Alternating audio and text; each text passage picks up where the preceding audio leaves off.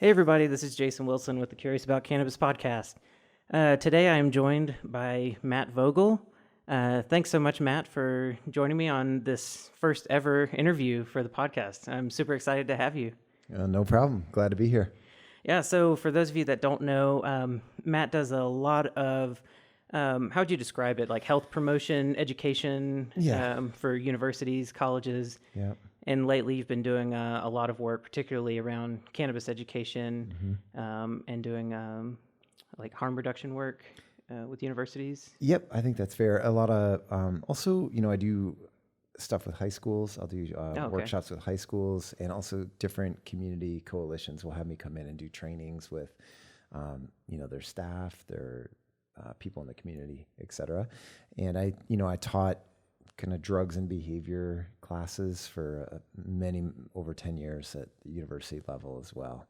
So sort of a broad, holistic picture of substance use from history, pharmacology, policy, addiction, recovery, all of those domains. Just kind of a big survey. Yeah.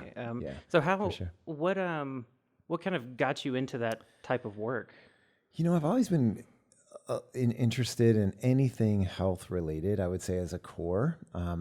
So my studies kind of took me on this pathway, pretty unique pathway, I would say overall, that led to a very interdisciplinary background in health and psychology and sociology. And I really value, when I think about health as an individual, as a community, as a society, I think it's such an important topic that we need to focus on. I'm a big advocate of prevention, and I love thinking about health, not just around substance use education, but around sleep and stress management and nutrition and hydration, and how are people expressing their emotions. All those aspects of health, I think, are a really important part of who we are as people and who we are as a society. So, but one of the content areas that I was asked to teach about was around substance use in general. So I jumped at that opportunity because I think it's such an interesting topic, and it connects to so many other topics. It's a very multidimensional topic to look at. Yeah. So that was probably what sparked it. And then from there, I just found that a lot of historically, when I was looking at a lot of the education that was going on for young people in particular, was either using fear tactics, shame, just these methods that were not showing to be valuable. And also there's a lot of gaps in knowledge. So young people would want to say, hey, they'd ask an honest question, and a lot of people who are doing substance use education don't really know. So I always tell my colleagues all over the country, I said, really, if you're going to teach this stuff, you really got to research it and understand it. Really understand the history of cannabis, why it's illegal, why it came to be that way. Students want to talk sometimes about those things, and they'll want to, it gives you more social capital and credibility with them. Yeah, for sure. That's been my experience as well, working with universities as well as companies, and even just person-to-person people I know that come to me and want to understand things about cannabis or natural products broadly.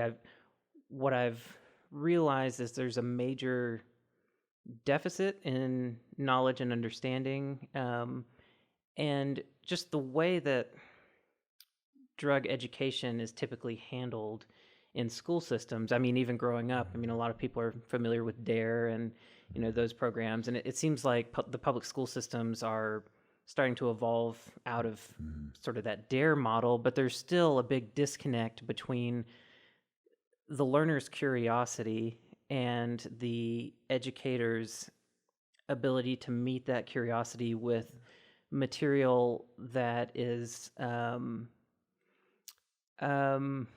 for lack of a better word, sort of real, connects with students on a real level. A lot of it, from my experience, has been very fear-based and shallow.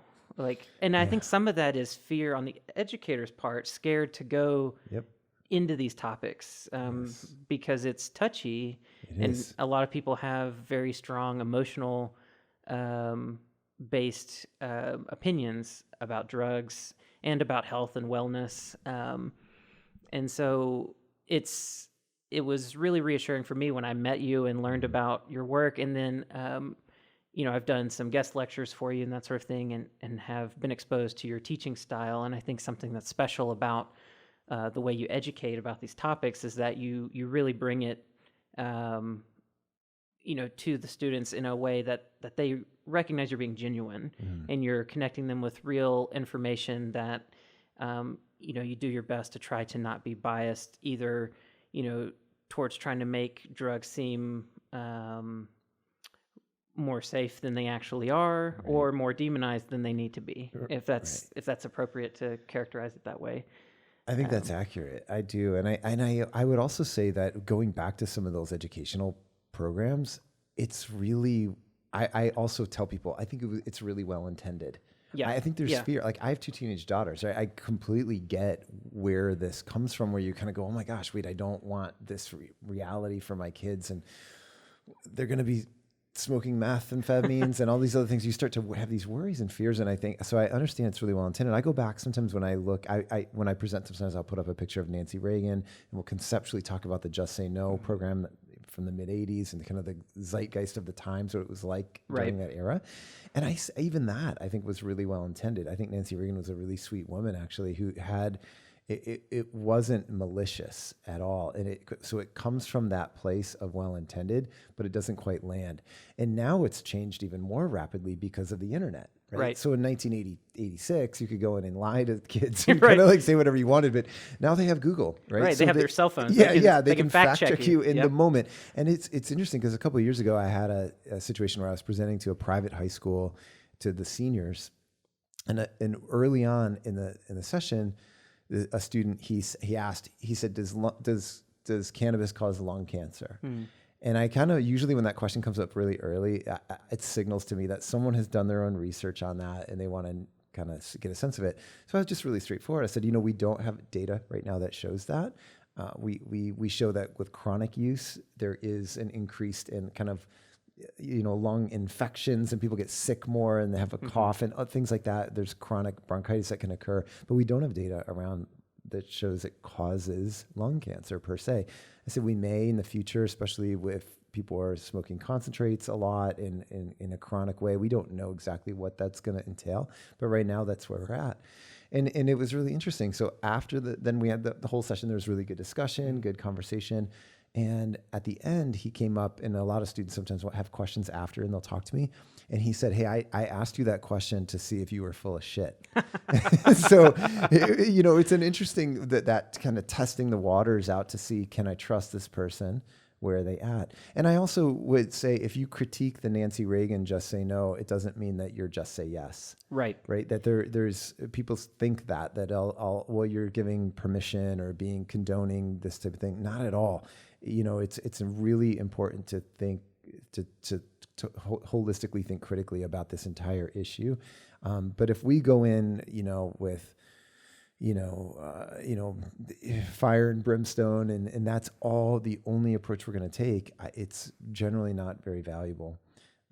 And that said, I have concerns about young people, especially adolescents, using high potency cannabis products and smoking dabs and other things. I mean, there's issues with that, I think, that are very real that we need to critique and think about, especially at that age, especially with the new emerging research about the brain and brain development and the different and the new products around cannabis, more potent products. So it's something we have to think about and can't get completely dogmatic about. Yeah, definitely. I several points to that. One, the sort of false dichotomy of, well, if you're not just say no, then you're just say yes. Like, absolutely, I've felt that so many times in trying to present about cannabis or anything, and it's strange because you're sort of, as an educator, you're battling these different sides of the issue. You're trying to help people understand that, the Just Say No programs and everything. I think I agree with you that they were birthed from a noble place. I mean, I just had a daughter. There's all sorts of things now going through my mind about what she's going to experience when she grows up. And it gets you really worked up and makes you want to change things and affect the world in a way that, makes it how you would like it to be for your children. And everyone has different ideas of what that looks like. And so sometimes you get into these sort of abstinence-based, prohibitionist-based perspectives, because you would prefer to see a world where those things just aren't there. Unfortunately, that's just not the reality that we live in. And I think that's where harm reduction becomes so important, because the truth of the matter is that people are going to experiment with all sorts of things, including drugs, and it's far better for them to have access to credible information, honest education, and be able to make well-informed decisions about that use than to get a perspective that basically says, just don't do it. And then they don't know what to think or believe when they're confronted with information, and then they have to make ill-informed decisions. And so, that piece I encounter regularly. But then there's the other side, the sort of in the cannabis world that I find myself working primarily in now. I'll give lectures where I get pushback from the sort of pro-cannabis groups as well, because they're like, what do you mean you're not willing to say that cannabis is safe? And it's like, well, depending on what you mean by cannabis use, it can be pretty safe. But the points you made about these new products, that's something I bring up a lot. The data that we have on cannabis flower use is one thing. And that data seems to suggest that cannabis has a pretty high safety profile. You're not going to cause any sort of physiological overdose. It's impossible to do physically. But we don't have that same sort of track record or data sets on concentrated extracts, infused foods, of the sorts that we're seeing now. There's always been like brownies and things like that. But now we're just seeing any type of food you could imagine under the sun are being made with cannabis, and not just cannabis flower, but with these extracts. And in some of the interviews I'm going to do later for the podcast, we're actually going to talk to some extraction chemists and as well as folks that work in the testing laboratories. And one of the issues that we're going to discuss is how the manufacturing of cannabis extracts sometimes changes the chemistry, the original chemistry that was in the plant, to produce novel products. So not only are you creating a new product, this concentrated resin that people are eating or inhaling, but you're also changing the chemistry. You're creating chemicals that people weren't getting exposed to before. Right. And so that's super fascinating to me. I don't have a stance one way or the other of whether, smoking extracts or eating extracts or anything like that is more dangerous or not than flower. I think probably it is, honestly. Most likely it's probably not that great to be heating and inhaling thick resins into the lungs, period, no matter what it is. But that data set just isn't there. And so extending that safety profile from the cannabis flower to extracts is, I'm seeing a lot of that right now, and it seems like there aren't a lot of people really questioning that, of extending that safety profile. Well, extending the safety profile also to, it's a cannabis product that's related to the flower. How does it show up for a 15-year-old who eats 100 milligrams of THC in an edible, right? Psychologically, right? How does that show up? And not only one, you're talking about novel products with concentrates, but also how that alters the entourage effect and how all the cannabinoids work together in the system, in a biological system. All that is part of it, which we can't even, we're not quite there yet in our level of understanding. Oh, right, yeah. And what I would say with this, it's like, there's nuance to it, right? There's nuance to this entire conversation around cannabis, but people love things in we're in this time where it's kind of like, we get our information from a headline on social media, let alone going to an article that wrote about, that came up with that headline, and then let alone going to the research article that informed that pop culture article. It's not really happening. Everything is kind of like this, we're getting information from headlines and memes. Just yesterday, my daughter was like, hey, did you know Joe Rogan's running for president in 2020? I was like, that's not happening. She's like, I saw a meme about it. I'm like, oh my gosh, please do not get your information from memes. And I do not think that's true at all. I've heard nothing about that. So it's like, It's just interesting what I have found, and I talk about this quite a bit whenever I present to whatever age group. I talk about confirmation bias, and I say of a confirmation bias essentially is, we seek out and find information and research that already confirms our pre-existing beliefs and ideas about something. And we do this politically. We do it with a lot of things. Cannabis is really prominent with that. What I found that people who are really pro are only pro, and it's really hard for them to really hear. So it doesn't surprise me that people get mad at you. It's hard for them to hear or be exposed to other information. And the people who are really anti are like, yep, should be Schedule 1 federally, should be prohibited. No one should ever use it, has no medical application, et cetera. So the confirmation bias people step into around this topic, I think, is really prominent. But we do this with so many things. So like most things, it's not black and white. Right. There's complicated aspects to it. And that's for me, when I do any kind of education, specifically when I'm doing it with like high schoolers or young college students, I ask them to really think critically about health and wellness and who they are as people. That to me, it's like I have this flow chart that I have, if you're making a decision about substance use, and it's just all these questions that no one ever, I don't think a lot of times we're asking young people to think about, where am I at mentally, physically, and socially in my health right now? How will this decision I'm making impact that? What's the purity? What's the dosage? Who am I going to be with? What's my mindset going into it? What's the setting I'm going to be around? What would the people in my life who love and care about me feel about the decision I'm making? What impact could this have on my life in general, good, bad, or indifferent? Like just run through a series of questions for them to really process this and think about it. Because so much of this now, we have to keep encouraging people to think critically about their decision making and their life and their health, and not just kind of get on a team and say, that's the team I'm on, I'm going with it. Yeah, I mean, it relates to this ongoing issue that our society is really has always struggled with, but now in this world of the internet and information being so accessible and communication being so easy, this sort of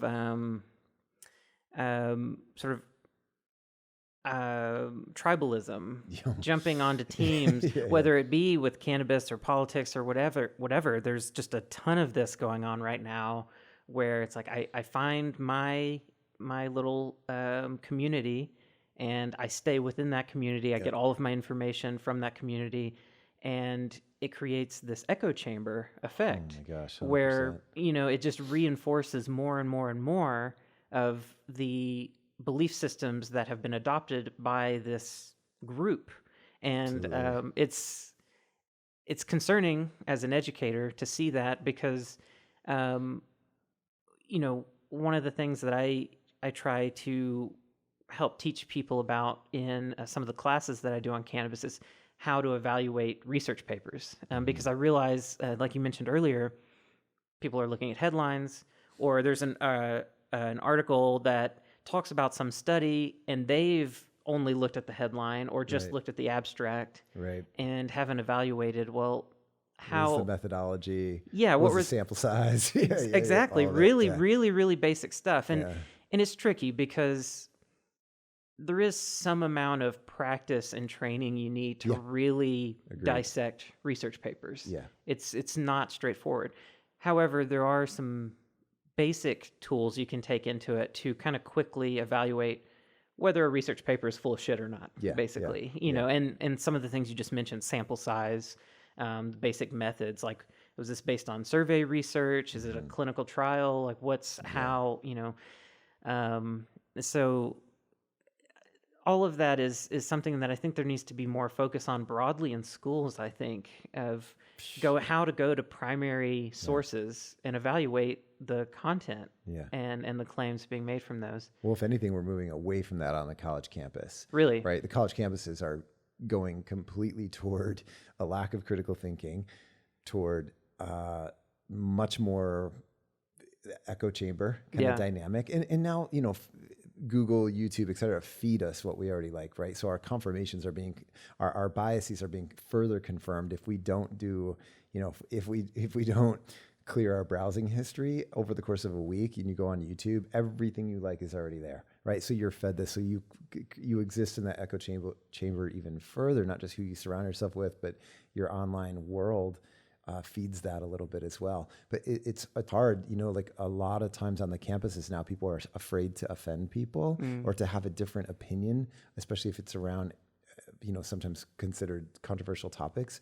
It should not be that way.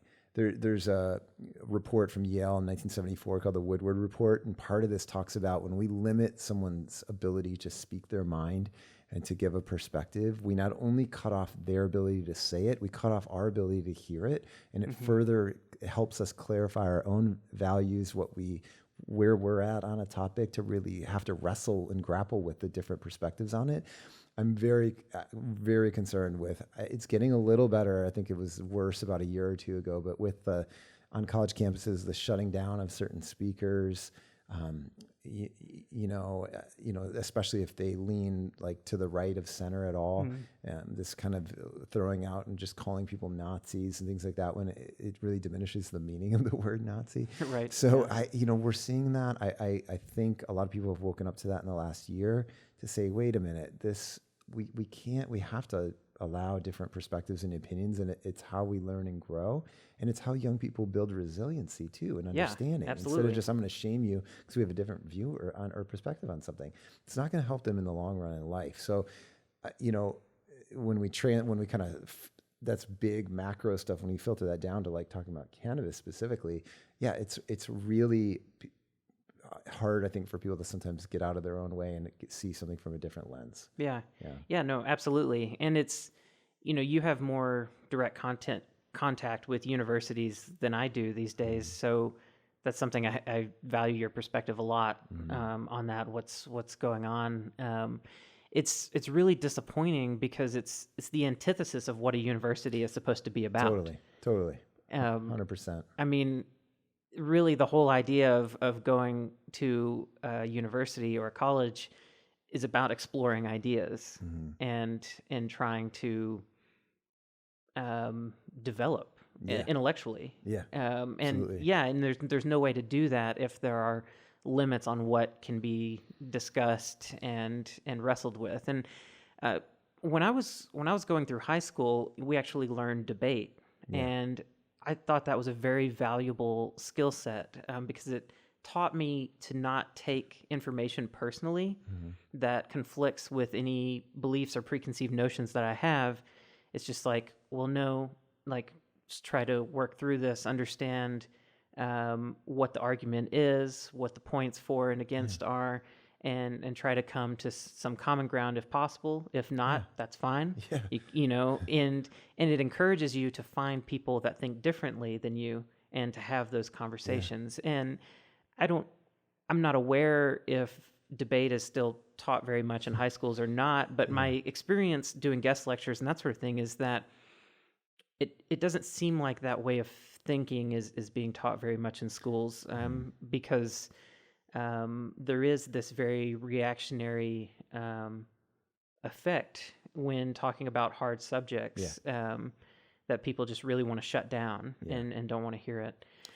Well, one good example of that I saw recently, Andrew Yang is running for president as a Democrat, and he was on Ben Shapiro's show, and they had an hour conversation, and Ben Shapiro is a conservative speaker, and he has a background in law. He's really a very sharp guy, and Andrew Yang is too. It was so refreshing to listen. I downloaded it and listened to it because I had to drive somewhere for work, and I downloaded a bunch of podcasts and checked it out. It was so good because Andrew Yang has different ideas. Ben Shapiro would push back on some of those a little bit, but in a really like thoughtful way. And then at other times he would say, I totally agree with you on this point. I read this in whatever writing you did, and I completely agree with you 100% on this. So they'd find these areas where they totally agreed, and others where they completely feel opposite, but we're able to actually talk about it. It was so refreshing to see. I'm like, thank you. This is what we need. And Ben Shapiro said he's the only Democratic nominee that has agreed to be on his show. Wow. No one will talk to him, right? So this kind of, it was awesome. And I just think but when I talk to people in my life and world, whether it be, friends of mine, people I play basketball with, family, people randomly I talk to in the sauna, right, at the YMCA. I think people are wanting this. They want like rational conversation. They want to be able to they don't want to have these this wild, contentious thing all the time where people are getting into a tribal dynamic where it's getting even violent around politics. They don't like it. I think the majority of people value being able to have conversations. So it's a weird thing that I think part of the polarization that's occurred is like it seems bigger than it actually is, probably through social media and other ways that pop culture media reports on things. So anyway, it's an interesting time. Yeah, totally. Yeah. Mm-hmm. Well, going back to your experiences doing drug education with students and everything, what are some of the main questions that you often get from high schoolers, college students, or even beyond that? What are some of like the top 3 that you usually get hit with repeatedly? Lately, if it's high school, I did a little tour in Northeast Oregon. I went to different high schools and did some community coalition trainings and stuff. But man, they really want to talk about vaping a lot. Really? Yeah, they want to talk about juuling. They want to talk about vaping nicotine. That was a huge topic. Is it safe? Is it safer than smoking? That's a big one on the minds of high schoolers, and I hear that from a lot of administrators who work at high schools too. They want to talk about it. I think that's a big one. And I think specifically with cannabis, a big question, that college students always ask is why is it illegal on a federal level when alcohol is legal and promoted? There's a lot of wanting to discuss cannabis compared to alcohol. That's a very big one. I think too, another thing that people are curious about is like related to alcohol in college life, kind of what is reality versus what is the perception of reality? Like what does the media feed us about that? That's a good question. And then, those are kind of, I'd say some of the biggest questions that I'll get. And then also people want to know, like, what are some of the possible health outcomes and challenges with cannabis? That's a big one. Yeah, that's one I encounter a lot, is just what's the reality behind the health risks. Right. And I get questions a lot too about medication interactions lately, especially around CBD too. Now that the CBD industry is kind of blowing up, a lot of people are wondering about that. The vaping thing is really interesting because there's the nicotine side, but definitely directly affects the cannabis side too. Definitely. It's something that has been on my mind for a while, because there are different ways to vaporize cannabis, and like these vape pens are so popular now. But they're not all the same. Very different. They're all way different. The oils in them are different. But I think there's a consumer perception that they're all basically the same. Yeah, I think that's right. And back to your question, I would say, by the way, when I do like trainings, like faculty staff trainings or community groups and stuff, I think some of the biggest questions I get asked about recently too is around opioids. What's up with why are we hearing so much about the opioid crisis? What is happening with that? So we'll get into that conversation. That's a big one. Does that ever connect over to cannabis? Because I know there's a lot of discussion now about how cannabis use might affect opioid use. Yeah, that there was that study that was published in JAMA, Journal of the American Medical Association, which did show that in states where they had medical laws, it showed that opioid deaths were rising everywhere, including in states that have medical cannabis laws, but that they weren't rising at the same rapid rate in states where they did not have laws. So it's an interesting thing when that comes back to how you read data and how then you'll hear people say, well, medical cannabis prevents is preventing the prevention tool for the opioid crisis. Well, they were still going up, but just not at the same rate. But do I think, like, if you compare looking at some of the compounds that we have medically for opioids, and then some of the ones on the street that people are getting, and then you have the mixing in of fentanyl they're finding in so many compounds now. Comparing that to the safety profile of cannabis flower, it's for sure you'd have to say, hey, if someone can get relief and they're not using an opioid but using cannabis, I think they're most people who study this in any kind of honest way would say, yeah, from a harm reduction model, for sure. Yeah, and I think that's the important point from a harm reduction model, because I've gotten pushed back on that topic before. There's an opposition against what's perceived as just drug replacement. Right. And it gets back to this perspective of just wanting people to not do drugs versus trying to deal with the fact that, like, well, that's just not the way things are. But I've encountered a lot of people that are really opposed to the idea of replacing one drug from another, even when talking about the safety profile. And that concerns me because the safety profile of these drugs are so different, and especially with cannabis flower, the cannabis safety profile is so high that, if that's a way, even if it's just a stepping stone towards a lifestyle that is safer and more supportive of a person's well-being, I don't think we should shut those conversations down just because it is, sort of replacing one thing for the other. And I think it's important for people to understand that if someone's using cannabis to get off of opioids, it's not like they're doing the same sort of drug replacement therapy with opioids that happens in a lot of addiction recovery programs, that sort of thing. Talking like buprenorphine and methadone. Right. And there's a whole series of issues around that, absolutely.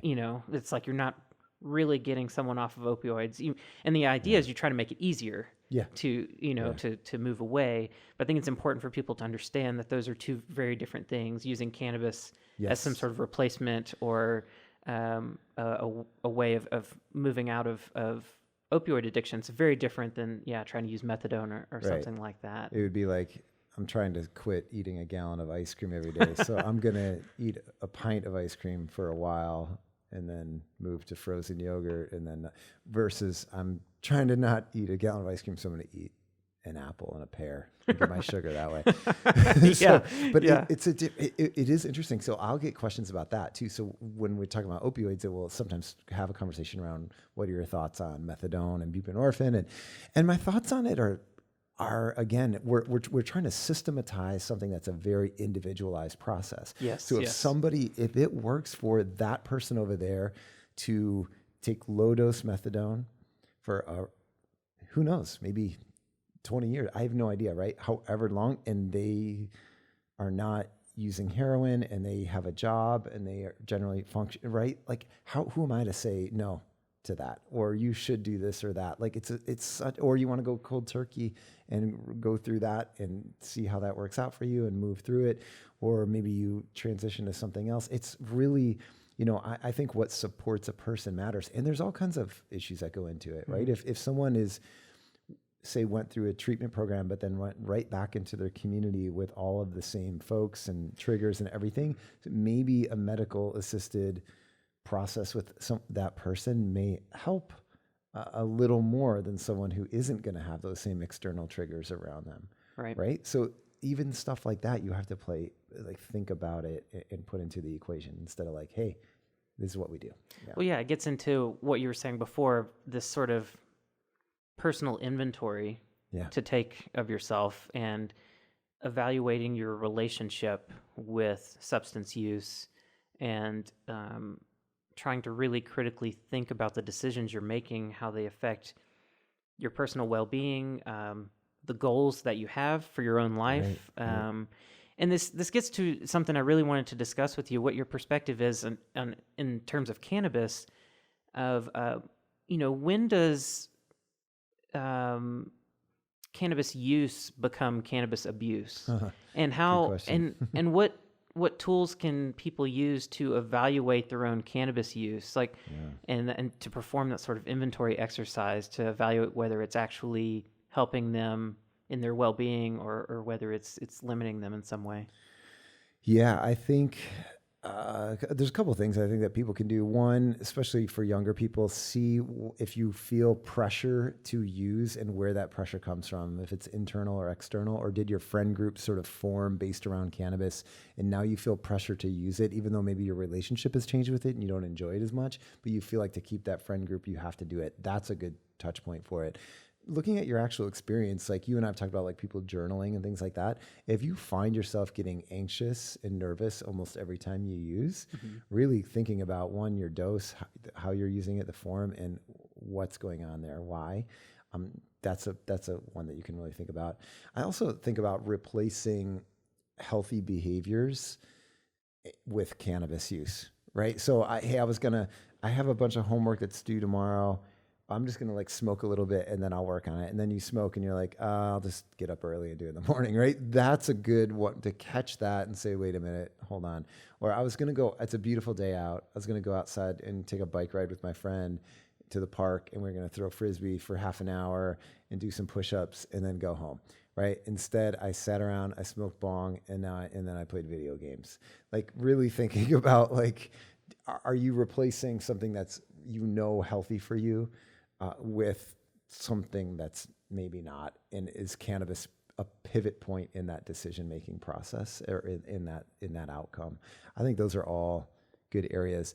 The question between use and abuse gets really tricky because it's really hard to standardize. So with alcohol right now, for example, someone could say, well, what is adult responsible use of alcohol? And you can give all these things around risk reduction and never letting your blood alcohol content get above 0.06 and making sure you're hydrated and drinking water. You never drive a car, things like that, right? We know this, right? We have a number on it really around BAC, essentially not letting that point of diminishing returns, right? 0.055 to 0.06. That's where beyond that, you're going beyond the buzz point. We can really put that as a demarcation. That gets tricky with cannabis, right? Because it's almost impossible. What's the terpene profile? When was it harvested? Were the trichomes amber color or were they cloudy, right? Now is it more sedating because there's more CBN and the THC started to degrade based on when the person harvested it, regardless if it's a sativa or indica? What if the THC level is 15% versus 25%? Is it one hit or two hits or 10 or one hit of a concentrate? Right? It's almost impossible to quantify that based on all these factors that are playing into it. So I love this question. I'll ask young people, particularly, especially if I used to teach a class like for conduct if students got caught smoking cannabis on campus. So I know they already have experience with it or use it. I would ask the students, what does adult responsible use of cannabis look like? What if you had to describe that to someone? And that is a tough question for people to answer because it's complicated. It's harder to put this like quantifiable number on it. And so again, it's looking at it from kind of these different personal factors. And yeah, it's a very complicated one, I would say. Well, it seems like, first of all, it's great to hear you just rattle off really quickly all of those nuances around cannabis use. Because I don't know, especially for people that either don't use cannabis or just don't have a lot of experience with it. A lot of people aren't aware of those nuances. They don't know. I just railed that off too quick. Sorry. No, but that was perfect. Because another one I would add on top of that is every person's biochemistry is different too. Right. So trying to define, and this works with alcohol too, but it's not quite as subtle as it is with cannabis, I guess. But, the tone, quote unquote, of your endocannabinoid system changes, the way that you're going to react to consuming cannabis. So how are your cannabinoid receptors being expressed? What are the levels of endocannabinoids in your system? The list goes on and on. Yeah.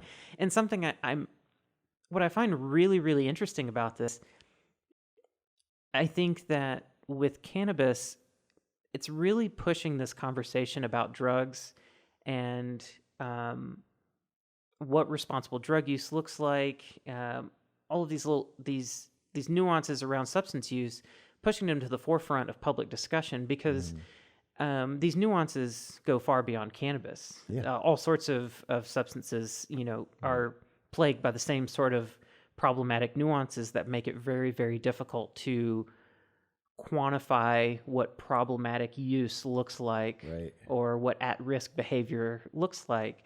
With cannabis, not with cannabis, with alcohol, when you look at alcohol use and behavior, you see a more or less linear progression that the more you drink, the more impairment you'll experience, and that can be measured fairly fairly accurately. But with cannabis, it's really confusing because, for instance, if you just use cannabis every now and then, you're going to be far more impaired than someone who's a chronic user Right. who uses cannabis maybe every day, and their baseline is having some small amount of cannabis in their system. Right. And I know this is causing a lot of problems in states that have legalized cannabis in terms of trying to figure out how to regulate drugged driving. Right. Because you could test nanograms per milliliter of blood, but if someone's chronic, they may not be impaired in the moment, but they're going to read way higher than someone who never smokes but is impaired in the moment. Right. And then you get into social justice issues and all sorts of things of like, at what point do users that are behind the wheel of a car need to be charged with a DUI or go to jail, have their license revoked, whatever? But I'm interested to see how, as we tackle these issues, how it relates to things like psychedelics, even things like cocaine, all sorts of other drugs that are being used in our society all the time by different people. A lot of times it's more quiet than it is with cannabis, but it's happening. And it's something as a society we really have to figure out, what is our public health approach to substance use broadly, because the alcohol model, in my opinion, just isn't going to work. You're right. It is very different. And I think especially looking at young people where there is some maybe curiosity and other things like this, I don't know. And for me, my opinion, if someone said, what is your opinion on high schoolers or teens using anything? I'm like, don't. If that would really be my advice. This whole message now, a lot of people are talking about this delayed use message. A lot of data, we see it with alcohol and we're seeing it with cannabis too. Like the younger you are when you start something, the worse the outcomes are for it. So we've got to look at that as a kind of as a public health approach to say, hey, I'm not necessarily going to come at you with this hard prohibition message, but once I get rapport with younger people and they trust what I'm saying, I'll talk about that with them. I'll say, look, like with data we have now, I think a lot of people are sort of pumping the brakes on this and saying, hey, wait a minute, if you're a teenager, please abstain from everything if you can. The longer you wait to ever try anything, the better the outcome will be with it. And you don't have to try it, right? Like that's the thing too. You might be 20 and say, I'm not interested. I don't need to do this. But it's different the younger you are. You think of yourself at 13, 14 or 15 years old. Like I try to ask people to walk through that exercise. Think of what the clothes you were wearing, the bike you were riding, who you were in that moment. You didn't know yourself that well. You don't know yourself that well at that time. You don't have a ton of self-awareness and physical development, social, emotional, mental development. It's a sensitive time. So to throw in a really intense experience, whether it be from a cannabis concentrate or too much of an edible, or they didn't know what they were doing and ate, 4 grams of psilocybin mushrooms or something and had an adverse response psychologically to that, like there's risk with that. It can be an exacerbating event that can cause and lead to more of an adverse psychological reaction for people at those age. So I think like us being able to have that conversation it's a delicate thing to say, I want you to be empowered and really understand this topic because I have data in front of me that says X number of teens are doing these things already. So we need to empower them to think about that. Yet we don't want to just say, yeah, you're going to be, the message of you're going to do this anyway, so be safe is a terrible message. Yeah. It's completely putting out an expectation that this should be happening and people are going to do it. It's more like my line around this is, you may be around this, or you at some point later in life, you may try these certain things. So to have a really strong knowledge base and critical thinking skills around it is really important and empowering. And you also may be around it. So being around someone who maybe is engaging in something in an unsafe way, maybe you could help them, right? So it kind of has a message of later and also a message of being a good bystander, of you might be the person who it can bring reason into a situation, and maybe someone had too much alcohol and they really actually need medical support, and you're the person to say, we have to call for help. Like this is risen to a level of seriousness. So putting them in a position of empowerment to help other people as well, I think is part of that overall thing. But it's tricky, right? Because you have all these social forces, especially with young people now, and we've had it since, really people were being a little more open about it starting in about the early to mid 90s. Mm-hmm. But we really see it now with movies that are really cannabis positive, musicians, right. That's kind of like every other song is a theme of that. We had that like with Cypress Hill and things like that in the 90s. But we really see it a lot. We see people kind of joking about cannabis in pop culture. It's taken on a different hue. So you have those social forces that young people are seeing and might think are kind of cool too. Yeah, no, that's a really good point. You've got movies like Pineapple Express, right. That it presents some downsides, but it's all in it's all in good fun. Exactly. Yeah. No, I think that's a really, really good point. Even if someone has like a paranoid experience with cannabis in a movie or something, it's still usually presented in kind of a tongue-in-cheek, kind of funny way. But in the real world, when you talk to people who have had a really adverse experience with cannabis, they'll say it was one of those terrifying experiences, intense experiences of their life. Right. No, absolutely. I mean, like you said, an adverse psychological reaction to cannabis or any substance, it can be a trauma, very much so for that person. And depending on whether that person has any genetic predispositions to certain mental health issues, that's certainly a concern. Some of the research that's been maturing over the past several years and decades about like schizophrenia, is showing that like, okay, some of the claims about cannabis use in schizophrenia were a little overblown. Mm-hmm. However, the data is seeming to consistently confirm the idea that if you have a genetic predisposition and you have experiences with cannabis or other substances that can cause some strong psychological responses, that can kind of flip that switch earlier perhaps than it would have, or perhaps it wouldn't have gotten flipped at all. It's hard to say. Right. But definitely, it's the one way I think about it is sort of being born with a somewhat of a loose switch, and it just takes the right trauma, the right experience impact to just flip that switch on, and then you're moving down a path that you can't ever come back from. Right. And so that's really important. It's like you can always develop strategies to deal with different mental health issues, but once you've had that trauma and had to process it, I mean, that's part of your reality. That's part of your experience. And what's your opinion as far as how late people should wait to experiment if they've decided they want to try it, and it's just a matter of waiting to that X amount of time? What does that look like? 21, 25? I know you can't put a number on it. But if someone were to come to you and say, I've decided I want to do this, how long should I wait? It's a very tough question. Yeah. Because, in legal states, it's 21, right? So you could look at it from that perspective. From a brain development perspective, you could look at it at 25, which seems really irrational for a lot of people. Canada put out these federal guidelines a few years ago around risk reduction, harm reduction related to cannabis. And they're pretty solid. I thought they were really interesting.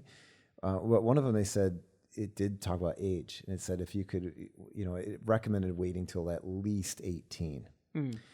Now, gosh, I talk to 18-year-olds and I think, wait till you're 40. I don't know. I don't know if I can give a good answer to that, because everyone's maturity level is going to be different. And some of those biological factors, whether it be their endogenous cannabinoid system or their own mental health, sometimes maybe we don't even know that at that point. Some of the mental health issues are really found to really full on come on in like late adolescence, early adulthood.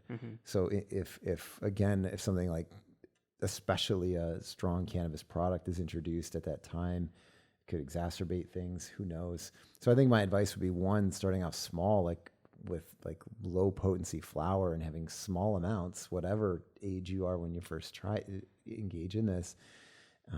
And don't start off by smoking dabs, smoking concentrates. So I don't know. I don't know if I have a good number for it.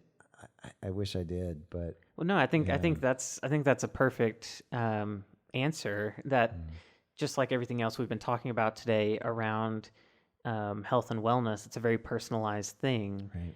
And having tools and strategies to evaluate yourself and to have support systems around you that can also keep you in check, that know you well enough to know what your desires in life are and what your typical behaviors are and everything that can help provide you honest feedback. I really think that's probably the best you can do because, I mean, like you said, 21 is the age of, the legal age in states that are legalizing. So really, most likely that's honestly the longest anybody that's decided they're going to do it. That's probably as long as they're going to wait. Right. If they wait that long. And so I think there's a catchphrase now in the cannabis world, start low and go slow. It's usually used in the context of edibles, but I think broadly that's a good strategy.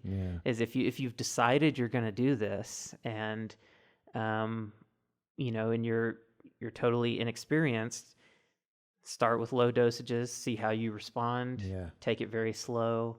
Try to do that self-inventory that you presented fairly regularly.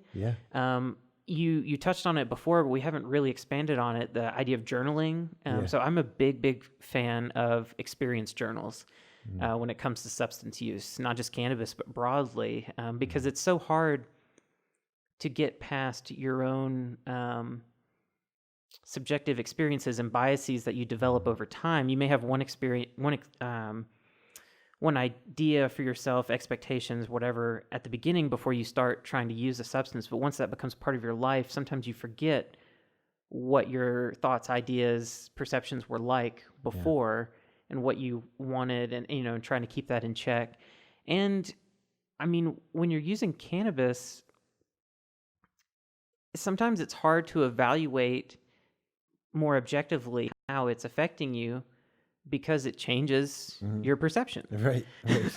And so journaling and taking good notes about dosages, how long it takes for something to take effect, the effects that you're noticing, and creating this data set for yourself so that you can evaluate it. I think that's an important tool. I do too. And thinking about it in a way of like a lot of things, right? So it could be even if someone's engaging in alcohol, Absolutely. Yeah. I had this experience and then I'm finding myself, I'm eating tacos at 1 a.m. and I don't want to be doing that. I care about my health, right? There's a lot of stuff we could really look at in our life in general, I think. And whether that gets overtly marked down on a journal or just some self-awareness and self-assessment about food we eat or movement in our physical movement and activity, stuff like that. Yeah, it's an interesting one. Yeah, around that, the self-awareness piece, and to have, to be able to do that and say, wow, I'm using cannabis way more than I want to be.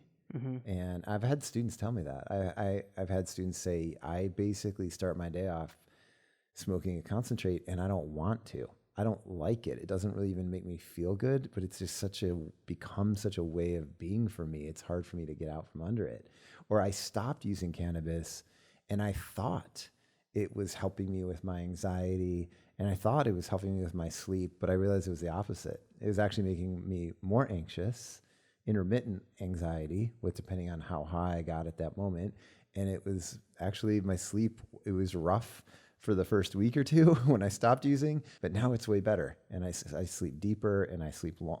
I don't wake up in the middle of the night, stuff like that. So it's interesting. Some of the things we think it might be doing for us, maybe it's not. So I think it's important, anything in life, to take away something, it really helps you reevaluate it, Yeah, I mean, what role it plays in your life. I think something that is really valuable that a lot of people that I know that use cannabis use this as a tool as regular abstinence breaks to try to have that self-assessment of like, okay, I'm going to stop using for a week, a month, whatever. Yep.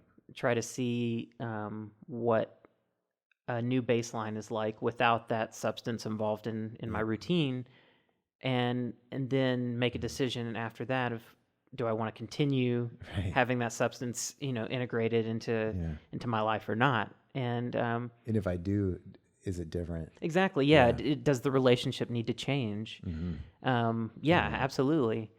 Another thing that's been on my mind that you briefly touched on, but I wanted to make sure we talked a little more explicitly about it, is the role that stigma plays in cannabis use, and how people think about their cannabis use. Because from my perspective, a lot of times when we think about stigma, we think about it from like the abstinence prohibitionist side. But I liked that you touched on the idea of like, oh, well, maybe my friend group was built around these behaviors, and now it's hard to figure out what my relationship is going to be with these people or these activities or whatever without that involved. Is that something you could speak to a little bit, just about stigma and its role? Yeah, and there's definitely anecdotal like case studies where I've talked to individual students about this kind of thing. It seems like there's a pretty common phenomenon for a lot of people if they use cannabis chronically.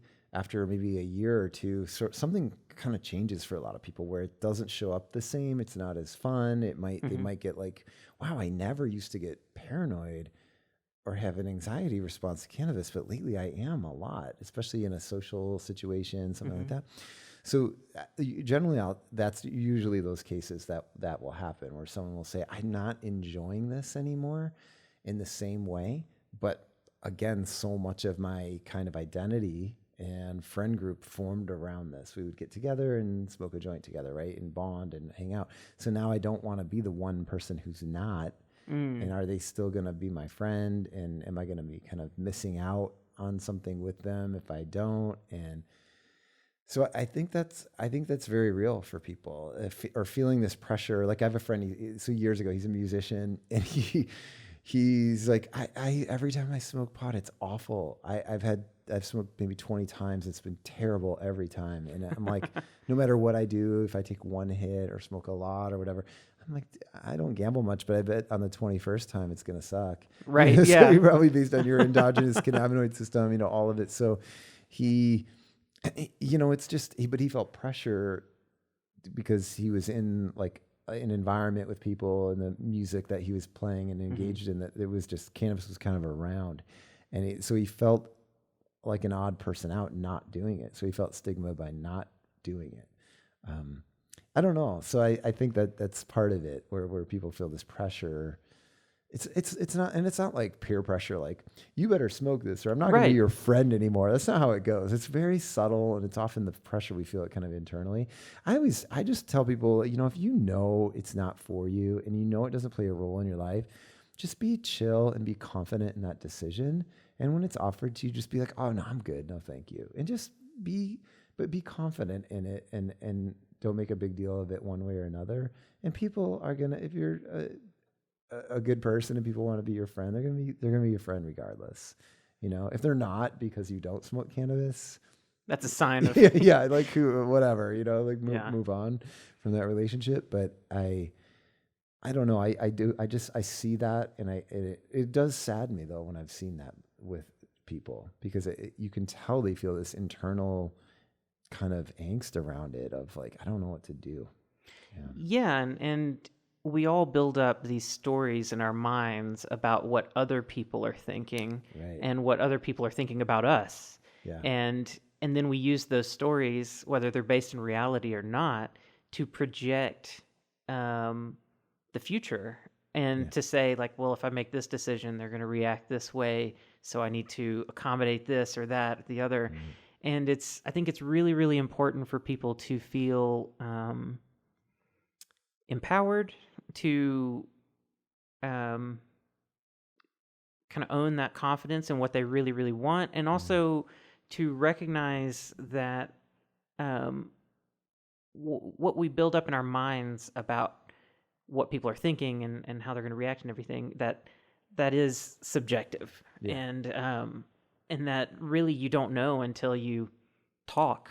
Yeah. And you know, and actually present this. And absolutely, if someone's only your friend because you use cannabis, well, then, you know, they're probably not a great friend in the first place. I know. But, you know, I think it's definitely something that young people deal with. But I think it's something that a lot of adults deal with too, in maybe slightly different ways, and possibly even talk about it less than young people do. Yeah, we assign peer pressure, or what I sometimes call peer influence, to something that it only deals with 17-year-olds. And it's like, no, it's like people have a lot of this stuff throughout the lifespan. Right. I mean, we're conscious beings that, you know, regardless of what we look like on the outside, we're always processing and trying to understand. And there are certain elements of consciousness that seem like that don't change very much throughout our maturation. The way we deal with information and things changes. The way we handle our behaviors changes. But there's a certain element there that we're sort of kids forever, I think, in a certain sense, in our minds. And it's something we have to be aware of and check ourselves on a little bit.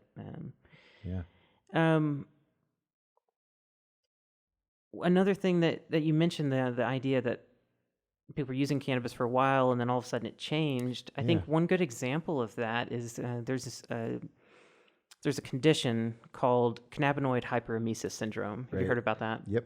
And the basic understanding now is that most likely so to back up a little bit, to describe to people what cannabinoid hyperemesis syndrome is on a really basic level, it basically means that when you use cannabis or ingest certain cannabinoids, you get nauseous, very nauseous.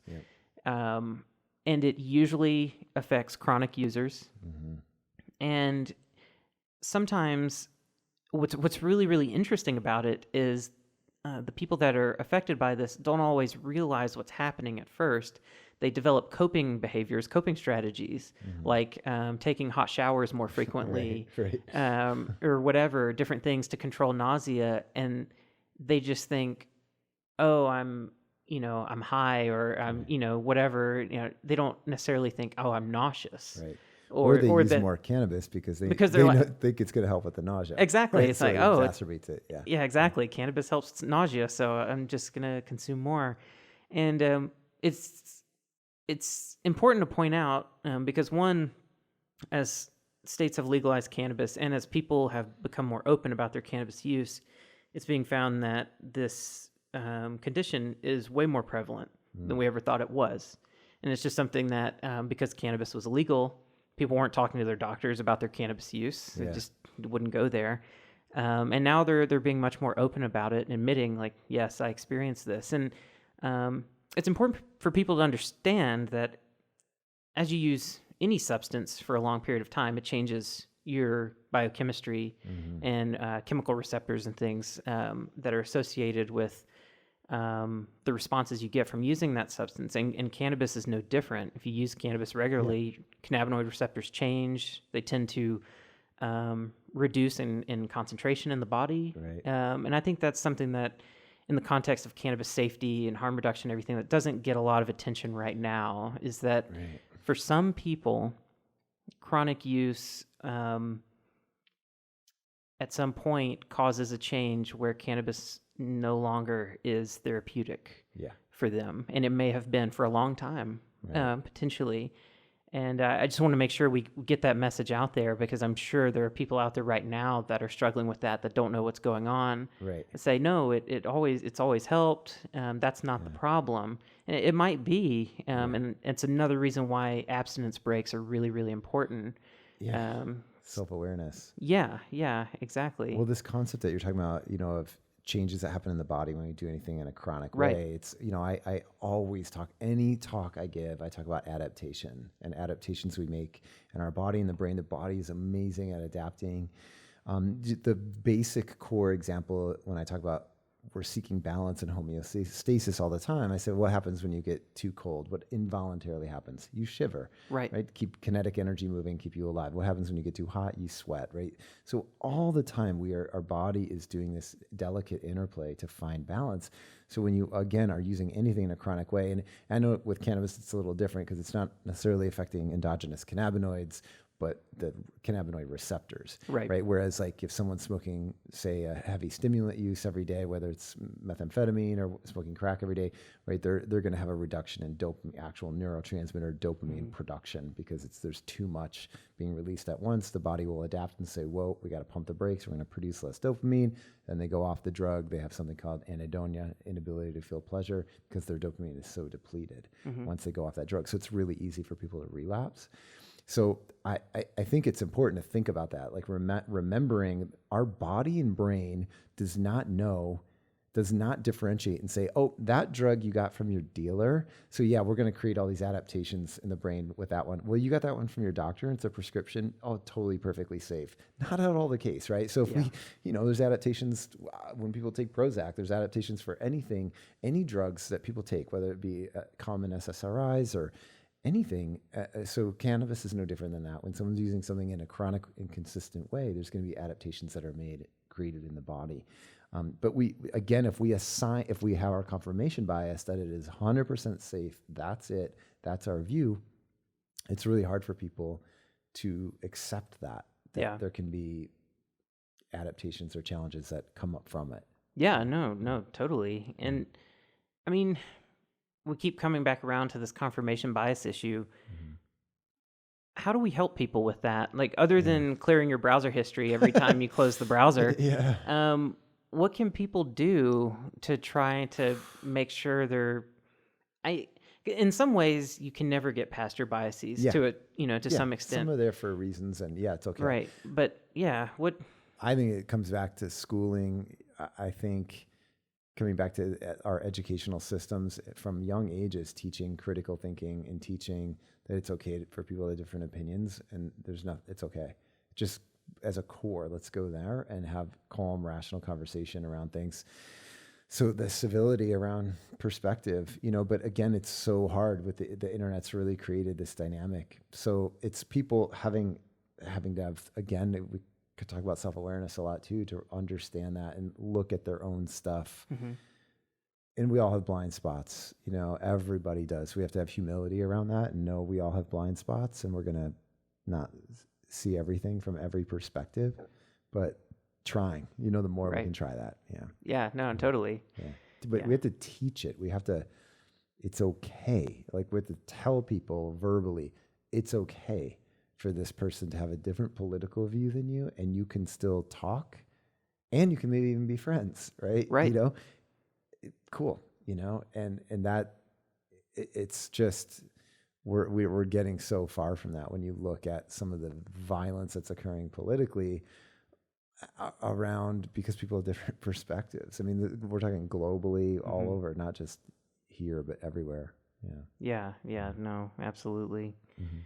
Well, another thing I wanted to talk to you about is I know you've been working on a project called the Cannabis Classroom. Yeah.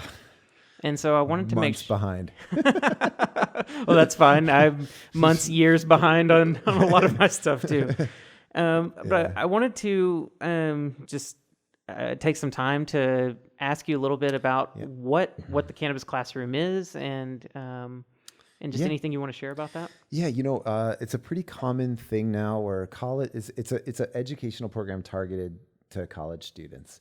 So colleges, it's pretty common now. They have incoming students coming to campus, and they send out like an online education module on alcohol, or on Title IX is a big one, or whatever else health topic, right? So there's a couple products out there for cannabis right now, but I just felt like it was time I wanted to make a product like that, like an online educational program. It takes about an hour to complete, that is just really getting into some of these issues we're talking about.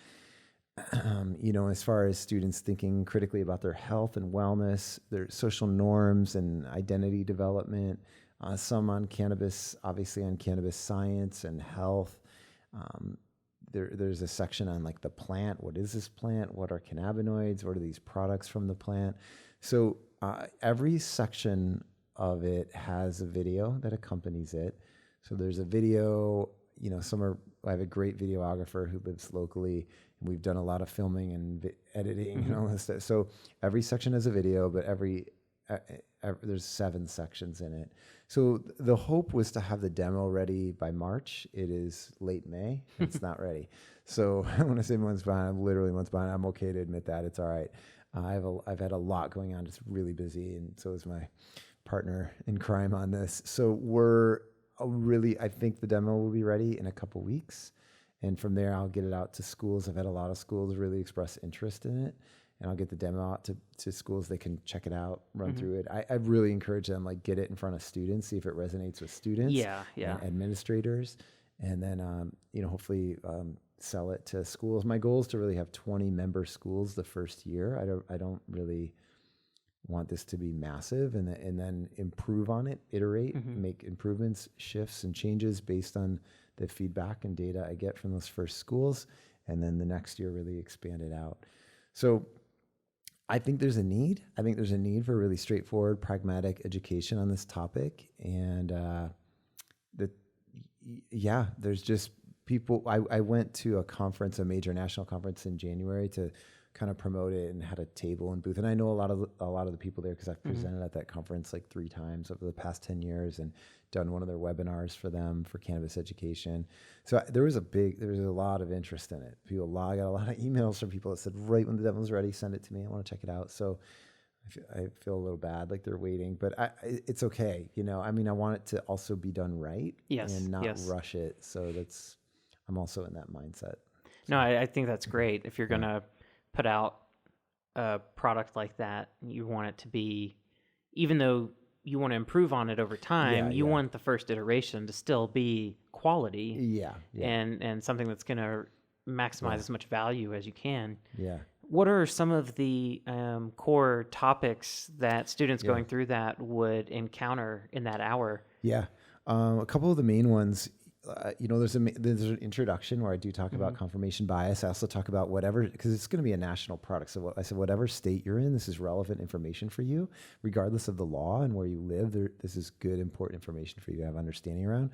So that's a major one. And there's a whole section on concentrates and edibles, which is really great. And we give sort of a historical perspective on that during the concentrate section. We talk about different plants when they're in their natural form. And then when you concentrate isolated compounds out of that plant, things change, right? So, morphine from opium, cathinone from cat, et cetera, right? Salvinorin A from salvia plant. Right. We see when we concentrate an isolated compound out of a plant, generally the outcomes are worse. So, you can really relate that to cannabis. And then, then there's a section on social norms and identity. So we talk about national data on college student use and what's really real versus what is the perception of use, and talk about that. And also around who they are, that we're complex beings. We develop it as we develop our identity, and that we shouldn't be limited to one thing. Like, I'm a cannabis user. Right. Yeah. And then one of the final sections, I just talk kind of briefly about health and wellness. I'm really, some of the other topics I'm interested. I love talking about substance use, but I'm really interested in, personal development. I do consulting work and around like how our work affects our health, and how our health affects our work, and what goes on outside of our life affects how we show up at work, and how we, when we look at managers and how they interact with people who report to them. All of those things are really interesting to me. I do work around that, but around health and wellness specifically, there's a section of it where I talk about that, like, thinking about, being a healthy person, I think really creates an armor for us, even if we are encountering some substance use, or we're encountering stress in our lives, like, we can navigate it differently and better when we're healthier. So if we're physically active in our bodies, if we're hydrated, if we're eating healthy, if we can manage our emotions and talk about our emotional well-being with other people in an open way. And the big one, which I have been just studying relentlessly for 2 years, that I love talking about, is sleep and sleep health. Some of the new data on sleep and new research is pointing to so many relationships, like with sleep and anxiety, and that they're bidirectional, right? So you're not sleeping enough, you're more likely to have an anxiety disorder. Now you're anxious, you're not going to sleep as well. And sleep related to growth hormone release, hormone balance in general for young people, all people, neurogenesis, new brain cell growth, Alzheimer's. They're seeing a huge connection between, the amyloid plaque buildup in the brain and sleep deprivation. It's a massive topic. And I think when we think about our amount of time we're on screens at night and being exposed to the blue light frequency and the effect on our brain, and it's really impacting our sleep. We sleep right now on average 2 hours less per night in America than we did 100 years ago. It's having a huge effect on mental health. It's a big effect on depression and anxiety. And, we have pretty high sleep needs as humans and mammals in general. And I just think it's the sleep piece to me, it's playing a big role in substance use. It's playing a big role in mental health and our stress management, our physical health. It's such a huge topic. So that's one that I've been really, really passionate about. I think if people are interested in just doing a deep dive on sleep, there's a guy, a researcher out of UC Berkeley. His name is Matthew Walker. And he was interviewed on Joe Rogan's podcast. It's really compelling. And he's also on a podcast from Dr. Rhonda Patrick, which was really good and really deep dive into sleep. He wrote a book called Why We Sleep. And it's a great book around this too. But starting there, just listening to those podcasts, it will really spark you to think differently about it. I also sorry, I'm ranting about sleep. No, go for it. But I think with the sleep thing, what I try to tell people too is it's like nutrition. Like, let's be really mindful of our nutrition and what our food and where it comes from and how we eat, et cetera. But it can also slide into obsessiveness where then all of a sudden you can have a really unhealthy relationship with food. And we're talking about, we have eating disorders, et cetera. So sleep is kind of similar. Like, I travel sometimes, right? So if I go to the East Coast and got to get up at 8 in the morning or get up in the morning at 6 a.m. on the East Coast, 3 a.m. here, I'm not getting a good night of sleep that night. And I just kind of wake up and go, okay, I don't drink coffee every day. I'll drink it today. And I'm using this drug caffeine really systematically on that day. But realizing like it's okay, occasionally we're going to not get great sleep, but if we get overly obsessed with it, then it can start to really affect us. We go to bed, we start to get mental rumination. So let's put attention and effort into our sleep in a way we would like nutrition, but not in an obsessive way. Oh, totally. Right? No, this is all resonating with me so strongly for several reasons. I mean, one, my wife and I, so my wife and I, we both have insomnia, and we are both pretty anxious people. So hearing you talk about how sleep connects to anxiety is very interesting to me from that side. And I know just being a person that struggles with anxiety a lot, how that affects other areas of your life. But also just having a baby and being chronically sleep deprived for the past several months. I have been thinking a lot lately. This is so perfectly timed because my wife and I have just both been talking a lot about how our perspective on the value of sleep has totally changed now that we've had a child, because, we really just don't have any control. And so we're having to just roll with the punches day to day and get as much rest as we can. But, we're seeing the effects that sleep deprivation has on other areas of our life, on work. I mean, definitely, I have several clients that I consult with, helping them build out laboratories or production facilities, helping them with quality management in science context and that sort of thing. And I know that if I am sleep deprived and I go in to a client's place of business and try to work with them, I get aggravated very easily. Get very, very irritable. Even when I don't have the self-awareness to say, oh, I'm feeling irritable right now. And thus I need to be careful about my interactions with other people. It's just happens. You just think you're going through your normal thing, and all of a sudden you're snapping at people and not recognizing that, like, oh, I'm tired. And that's I'm a biological organism. I'm not functioning at an optimal level. And when that goes on for too long, it really, really starts to have all sorts of other effects on the way that you just perceive the world. Yeah, absolutely. And there's a reason sleep deprivation is a form of torture. Yes. It's, I think about even like amphetamine psychosis, where people are, on a 3-day binge with methamphetamine, and they are in a really a rough place mentally as a result of that. It's part of it's the drug, but part of it's sleep deprivation too. Yeah. No one really thinks about that relating to that specific, when someone's binging on stimulants, that the 2 days of not sleeping is going to have an incredibly adverse reaction to your mental health.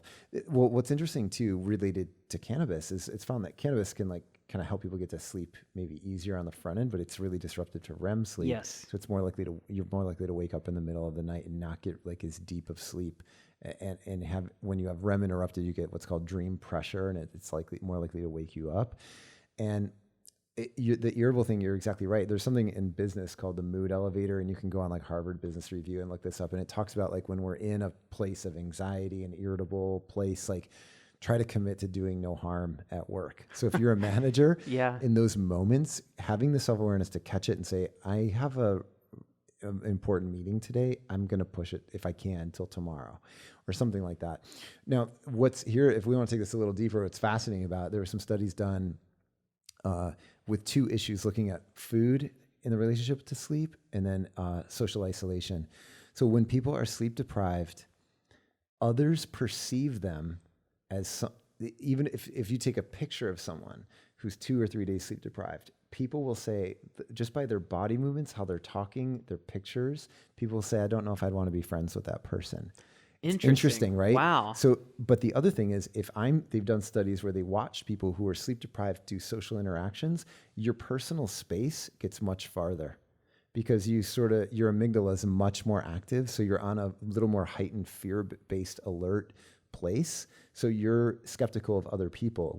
So if I'm sleep deprived, I'm walking around nervous of others. I'm more skeptical of others. I'm less likely to connect with others, and my personal space literally gets distanced from other people. So the social isolation piece, which we know is related to addiction and all these kinds of things, when we're sleep deprived, it plays into that. The other thing, which was interesting, when you're sleep deprived, you have 2 hormones, ghrelin and leptin. Yeah. One of them relates to signaling that you're hungry. One of them signals that you're full. Well, when you're sleep deprived, the signaling that you're full is kind of turned down, and the signaling that you're hungry is turned up. Interesting. So you're more likely, you eat more when you're sleep deprived. And then a woman I forgot where she's at in Europe, she's studied sleep for 25 years. She did a study where they told people they kind of tricked them in the study. They said, we're basically studying whatever, like reaction time when you're sleep deprived versus when you're not. But what they really wanted to study, when they put them back out into the lobby, they had a spread of food, healthy options, fruit, vegetables, stuff like, healthier stuff. And then they had sugary stuff. And by far, the people, when they compared the people who were sleep deprived to not, when they observed them through a 2-way mirror, people who were sleep deprived were way more likely to be grabbing sugar, chocolate, sweets, stuff like that, than like broccoli.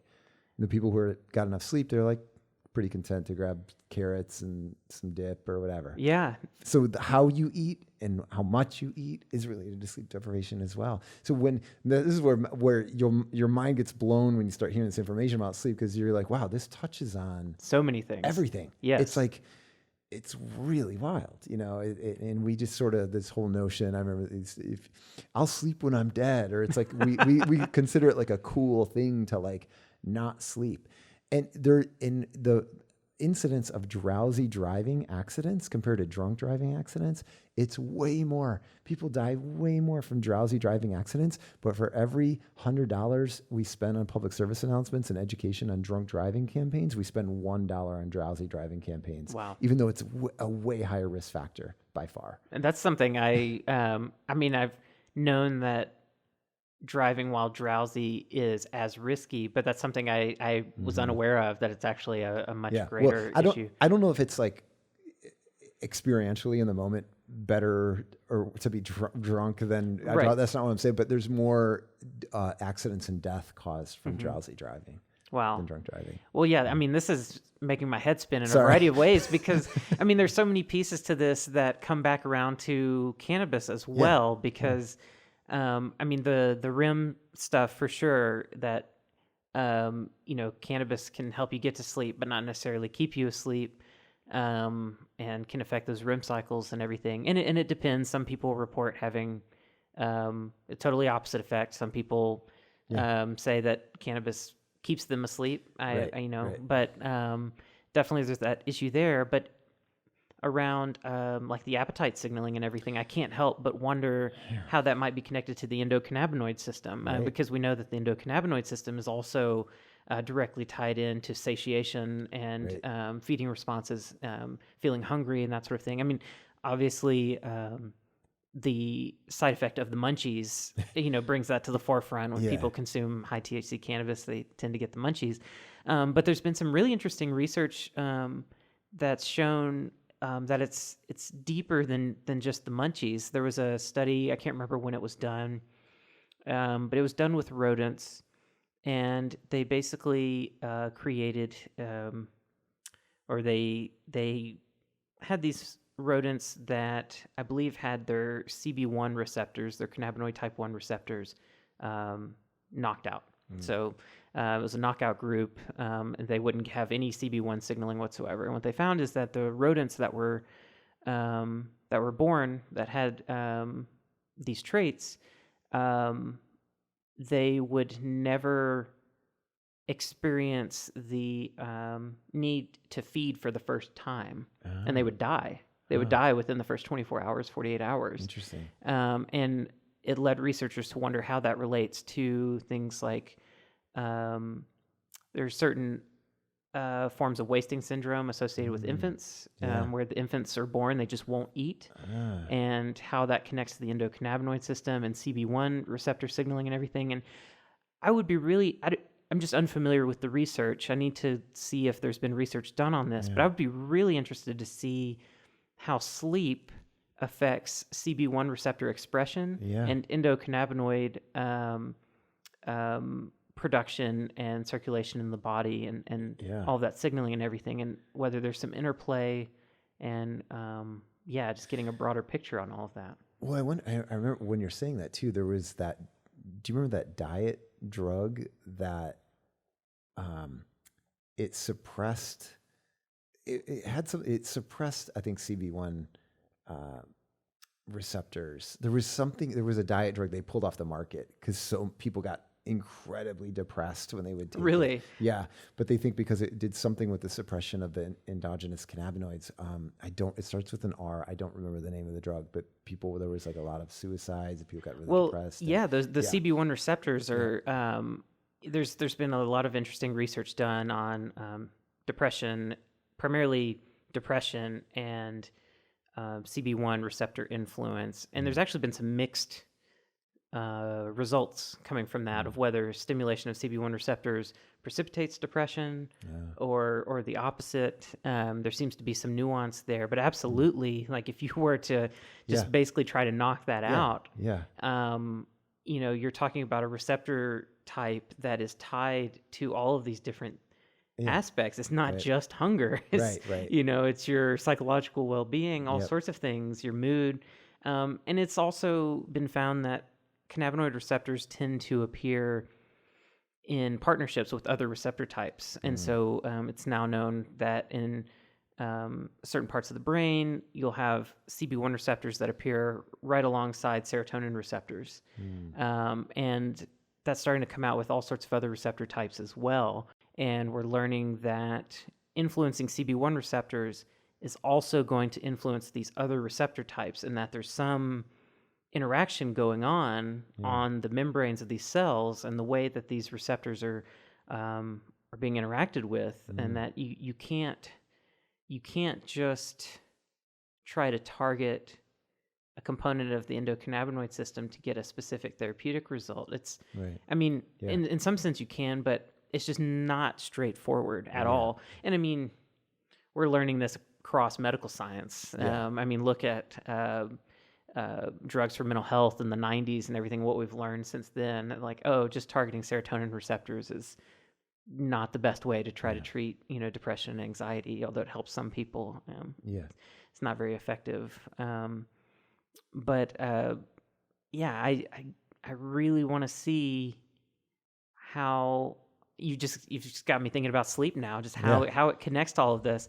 And another example of how not straightforward some of this is there was a study done, I think it was in France, several years ago, and basically a group created a pharmaceutical drug that disabled an enzyme that would normally break down endocannabinoids, as well as a variety of other things. It was an FAAH inhibitor, which FAAH is an enzyme that breaks down fatty acids, and endocannabinoids are fatty acids.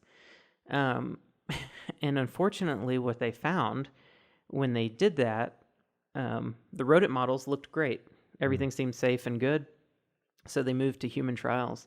And when they did that, I know at least one person ended up brain dead. Wow. They had to stop the trial, and it caused a number of problems, obviously, for participants, their families, the researchers, and broader scientific understanding of the endocannabinoid system. It's like we have to be really, really careful about these pharmaceutical approaches of manipulating a single piece of the endocannabinoid system because it's connected to everything else. Right. And not just the endocannabinoid system. All of these physiological systems are interconnected. Yeah. It's a whole web. I mean, beyond all of this sort of health-related science education that I do a lot of biology, ecology education stuff, and I teach the exact same lesson about ecosystems and, that these organisms, it's an interconnected web of interactions, and you can't just affect something in isolation and think that it won't affect other pieces of the system. Our bodies are the exact same way, and these chemical systems are the exact same way. Yeah, you can't tug on a little thread over here and think it's not going to have an effect over there. Right. Yeah. It's like it is interesting, and we have a system of medicine that I think it's great for trauma. Like as far as like I'm in a car accident, I'm going to the ER. It's amazing, right? Yeah. But sometimes we have a lot of specialists in our medical system, right? Yeah. So I'm a foot specialist. Okay, but I'm not. So my orientation is the foot, not really like the rest of the body and how it's affecting your nutrition or whether. So, which we need. I think we need that, but to have that a little more balance where we can say you are a system. Yes. And we need that. Yeah, I think there's a niche in our medical system for interdisciplinary approaches and connecting the specialists across the board. Yeah. To help gain some perspective. And it seems like things are moving that way. There's a lot more talk these days about holistic healthcare, integrated approaches to medicine. Absolutely, yeah. We're seeing more of that in also, right? Like, I like the integrated model. It's also like a very overt symbolism that the body and the mind are not that they are connected. They're not disconnected, right? So it's like, hey, your physical stuff, you go here. Your mental stuff, you go over there. No, we need to be integrated. This is an organism. So I do appreciate that we're shifting toward that. I think it's good. It is really easy to just kind of bash like the medical system. And, it is, yeah. And so I think there are challenges with it, and there's really good movement in particular, some specific ways. So let's keep finding that healthy balance with it. Well, that's another angle that I often get some hate from is, it is easy to bash the healthcare system, to be anti-pharma. Yeah. All of these things. And I just don't think it's that simple. I know a lot of doctors and nurses and just so many different researchers that have helped develop all sorts of natural products, herbal medicines, pharmaceuticals across the board. And, early on when I was younger and in my undergraduate work, I did fall into that camp for a while of being like, oh, big pharma's the problem. Our medical system's totally fucked, and and we got to find these alternatives. And now my perspective has gotten so much more nuanced, and I recognize that there's a time and place for everything. Yeah, and all sorts of different medical strategies, pharmaceuticals, whatever, they have a role to play in a system that it seems like we're in the process of developing, and what we're in now is not the not the end result that we're working toward. And it seems like the medical system's trying to find a balance right now between the limitations of isolated pharmaceutical compounds, herbal medicine, integrated lifestyle management, all of these different things. It's trying to figure out where that balance is. And certainly, I think pharmaceutical advertising, there are big problems with that. Yeah. I think that's one of the Agreed. core problems, Yeah. really. It's bad optics, and I think that's why so many people are suspicious. And I find myself kind of in the middle on this a little bit with some skepticism. Yes. I think that once direct to consumer advertising started happening, it's a problem. In only 2 countries in the world allow that. Exactly. And we have to look at that. I think it's really naive when anyone's like, "Oh, all these companies are really altruistic." I'm like, no, they are they're interested in their shareholders and profit. So let's think about that. And when my daughter broke her arm and had to have emergency surgery, I was grateful that she was given drugs and was being able to work with a great anesthesiologist who was able to she had to be put under it safely and all, like, awesome, right? Like I'm grateful for, because to just have to be awake and endure that without anything, it would have been really tough. So time and place, and but it's a big topic, and I think there's the optics of it aren't great with the advertising. And then also whenever kind of an expose comes out, like there was one that came out on 60 Minutes maybe a year and a half ago about opioids, and how, it was 6 months ago, but just how a lot of the companies that are involved in the distribution of opioids, and then the pharmaceutical companies themselves, and it was this kind of whole story about the diffusion of responsibility, but it was basically a whistleblower came out from the DEA and said, we're not able to really do our work and bust people like we were with these major underground, opioid situations that are going on. So it's complicated, but even like a story like that, none of the companies want to be interviewed or comment on. Right. So it's like that is, it has this perception of the big bad. I don't know. So I think they've not done a great job. What started off like, oh, this is great, we can advertise to people, but now that they're skeptical. Yeah. I think. Yeah, I'm interested to see how where that's going. Yeah, where's it going, and will there ever be any regulatory change around the direct consumer advertising? Because it definitely bothers me that someone's going to a doctor and basically advocating for their own treatment based on a limited understanding of the drug, their condition, whatever. Yeah. And it takes some autonomy away from doctors and nurses and other healthcare professionals that many of them, not all of them, but many of them get into the profession because they want to help people 100%. And they want to have that experience working with people, trying to understand what's going on and guide them to some solutions. And if the patient's coming to them saying, this is what I want, or if they're getting pressure from other angles, there are issues with insurance and the way that affects costs, and the way that hospitals have to have such high throughput, and it limits the amount of time that doctors and nurses can spend with patients. There's all of these elements that seem to be stripping away the healthcare professionals' ability to actually do the jobs that they want to do and have studied to try to do. Have you seen the data on empathy during medical school? No, I don't think so. Oh my really gosh. Drops. So it's like people come into medical school feeling like empathetic toward other people. I'm here to help or whatever. By year 3, it's completely diminished. Not totally dry. I mean, a doctor could be listening to write this, be like, I'm an empathetic person. I get that. But there was a good study that showed empathy scores drop throughout medical school. By year 3, there's a massive drop. And then by the time they're leaving, it's like, so the process, they get pummeled in the process of medical school, and it's long hours and it's intense. And you talk about sleep deprivation. Holy cow. Walker has great data on that too. Medical accidents when people are sleep deprived for these long shifts. I mean, the advertising, it's the US and New Zealand. Every other country says it's unethical and misleading to do this.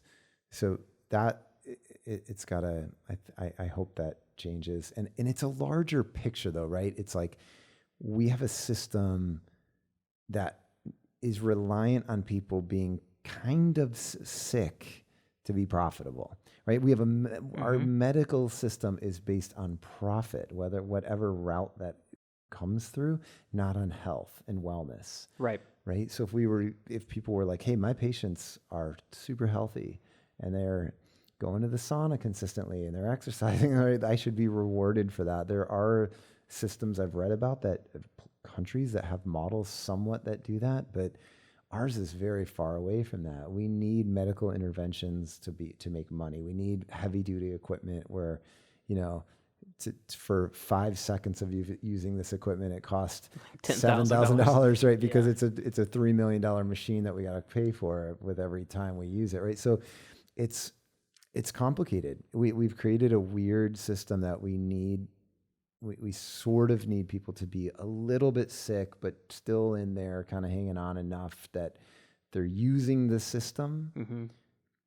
And I don't know, it's complex. And I know I have good friends who are nurses and doctors and awesome people who are like some of the most diligent people I know, who are really, their heart's in the right place. And they, my doctor from a few years ago, he was an older guy, and I asked him, how long till you retire? He's like, I'm gonna go 3 more years and I'm out. And then I got a letter about 6 months later that said, your doctor's retired. So here's some new options, where I was like, wow, okay. So he was kind of done. Great guy, but just kind of like, especially some of the older school doctors, like the new electronic medical records and some of this kind of tracking and insurance stuff. He was like, I just want to be with patients. Yeah. And I can't, it's hard for me to do that now in this system. Well, and my interaction with clinicians, doctors, and nurses in the cannabis space is there's a whole host of healthcare professionals now that are exiting the formalized medical system, giving up their licenses, whatever, and moving more towards herbal medicine, other forms of treatment, chiropractics, all sorts of different things. And the rationale that I've received about that is that this allows me to actually work with people on the level that I really wanted, that I never could do in the healthcare system as it currently stands. Right. And while they would, probably prefer to work within a healthcare system that empowered them more, and they would prefer to stay in that system. I'm seeing a lot, sort of like mass exodus, and they're like, well, there are a lot of people wanting to use cannabis medically, so that's somewhere where I can apply my expertise, help people, guide them through, the nuances of this sort of thing, and try to help them get positive outcomes. And it might be somewhat limited and risky, depending on where they are and everything, but they seem to be getting more fulfillment out of that, which has been interesting to watch. That is interesting. And I don't know, to me, it just indicates, it indicates some serious deficiencies in the system, for sure. Yeah. If there are well-intentioned people that are just having to get out and find other ways of working with people, it just shows the healthcare system, there are definitely problems. And, when it comes to pharmaceuticals and all that sort of thing, that sort of mantra I chant is, they're all tools in the tool chest. The tools don't tell you how to use the tools. And it takes some, wisdom to know how to use a tool properly, and when to use a different tool, whatever. And that's the perspective I hope to see cultivated over time in the cannabis industry and beyond, around pharmaceuticals and sort of conventional healthcare versus alternative medicine, all these sort of things. Is, medicinal plants like cannabis and a lot of others, they're tools in the tool chest. Pharmaceuticals are tools in the tool chest. They have appropriate applications and they have inappropriate applications. Right. And, the best way forward is to understand those limits. And I'm disappointed that a lot of doctors and nurses that I talk to, especially doctors that have gone through medical school, have no idea what the endocannabinoid system is, have very little exposure to cannabis broadly, and haven't had time to do much research because they're fucking busy. I mean, like they have so much going on. They have a very limited amount of bandwidth and time to even sit down and dig through the literature to get caught up. And they don't trust a lot of the educational resources out there, which I don't blame them. That's one reason why I'm nervous about doing cannabis education is I understand the perception out there. Like, well, why should I trust you? Yeah. When, talking about these topics, and it's hard. And, my goal in this podcast and the Curious About Cannabis book and the classes I do is to try to, Richard Feynman put it really well. He wrote a book called The Meaning of It All. And for those that don't know, Richard Feynman was a scientist and really a really powerful science educator back in the sort of early to mid 1900s. I say mid 1900s. But anyway, something he talks about in regards to public science education broadly is he says that people are eager to get an answer. They are less patient to get at an answer. And really, the honest way forward with science education and everything is helping the people get at answers, not getting them answers. Right. Because science is, everything in life is so nuanced, not black and white. Our brains want to simplify things so much. And my goal with these conversations and all of the work that I do is I want to try to help people understand better questions to ask and how to get at answers, how to evaluate information, how to have hard conversations about controversial topics and things, so that we can move closer towards a better understanding. And that, like so many things we've talked about today, there aren't solid answers. Like, what age should people, wait to use cannabis? Like, adult responsible use. Yeah, all this we don't. Yeah, how? Yeah, so the best we can do is get at an answer, get at an understanding, and I think it is more about understandings than answers. Yeah, if that makes sense. The difference there. Just trying to develop a mature perspective. Yeah. A mature perspective, and a mature perspective requires bringing it out in the open and talking about it. I think there's no way you can have a mature conversation about a topic if it's, you gotta kind of laugh at it, or it's funny, or sneak it around, or whatever. Let's talk about things and be mature, and then we can get at it in a different way. Yeah, totally. Yeah. Well, before we wrap up, the last question I want to hit you with is, what do you hope to see when it comes to education around cannabis, the public dialogue around cannabis? Where would you like to see the conversation go in the future? Gosh, that's a great question. I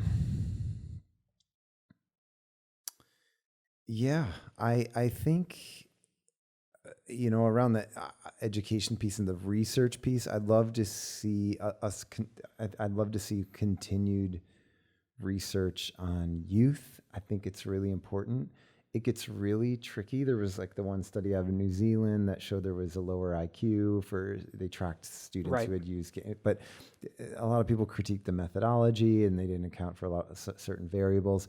There becomes such a chicken or the egg kind of thing that happens when you study young people too. Like, well, why is Timmy, the 15-year-old, smoking cannabis every day? What's going on in his life? Is there trauma going on? And what role does that play in? Is he self-medicating for something else?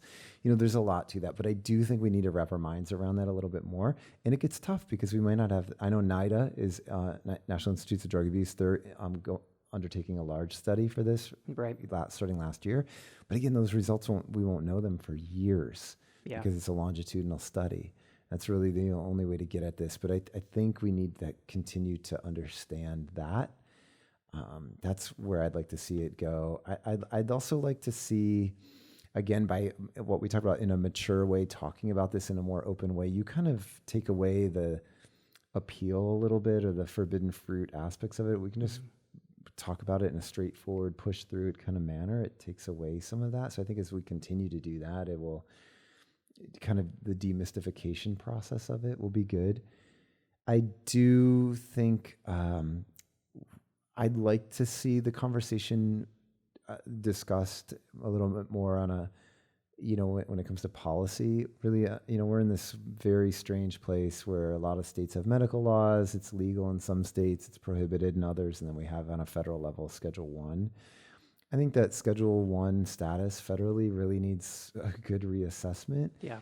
And let's look at all the comprehensive data, right? We had the National Academy of Sciences paper or review that came out a couple of years ago that really got that really dove into, thousands of papers to really understand this, looking at a lot of the research done in Israel and other countries. And, I think that if we're going to get to a really realistic place, there can be some medical applications of for certain things with certain, types of cannabis products for some people. So let's acknowledge that.